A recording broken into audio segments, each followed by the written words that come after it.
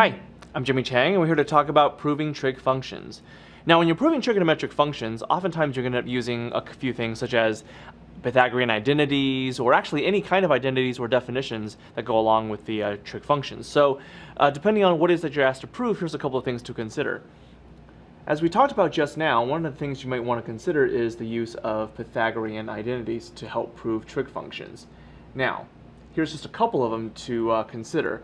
One of the ones that you'll find you'll use quite a bit of is sine squared theta plus cosine squared theta is equal to 1. That's probably one of the more frequently used Pythagorean identities. Now there's a couple of other ones, such as 1 plus tangent squared theta of the angle, which is equal to secant squared theta, as well as 1 plus cotangent squared theta is equal to cosecant squared theta.